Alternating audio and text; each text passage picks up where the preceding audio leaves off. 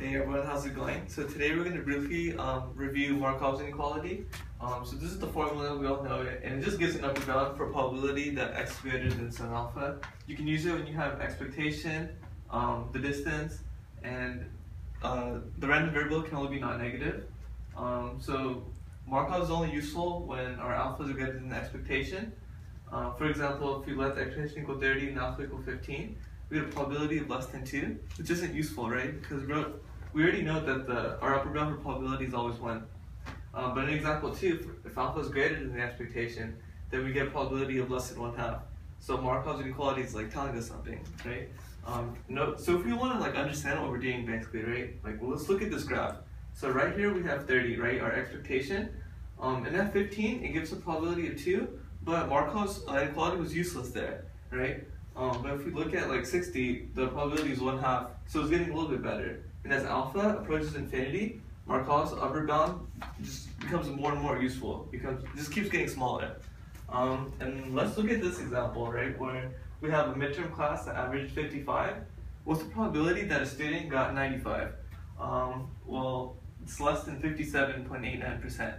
So if you want to know when Markov is useful, just make sure that alpha is greater than the expectation. Thank you. So another important tool we can use is Chebyshev's inequality. And Chebyshev's is an awesome tool to find out how far away points are from a mean in some given distribution. Let's say this is our distribution and we're trying to figure out how far away two different points are. Well, if our mean is about smack dab in the middle, we can use Chebyshev's inequality to actually approximate an upper bound for the probability of, let's say, two different points. And we can shift this bound however we want. And so there are three really important values that we care about in Chebyshev's inequality. One is the spread of the distribution, which is how far away points are in your given graph. And that's typically represented actually by variance.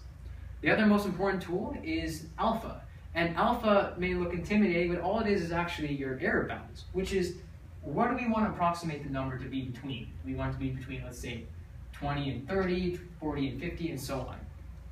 And the last really key concept in Chebyshev's inequality is delta, which is the confidence in our bounds. How confident are we that this bound that we define is going to be correct? And that confidence interval is typically represented by variance of x over alpha squared. So that's a lot of words, so let's actually put it into practice. And here's an awesome problem that we can use that for. So let's say we toss 100 coins and we're trying to figure out, what's the probability we get between 40 and 60 heads?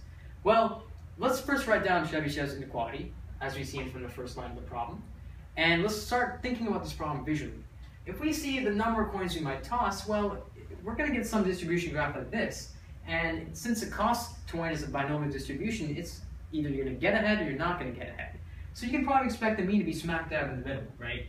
So because we know that, and we know that it's a binomial distribution, we can solve for two critical informations, the expectation and the variance, by using our trusty binomial distribution formulas.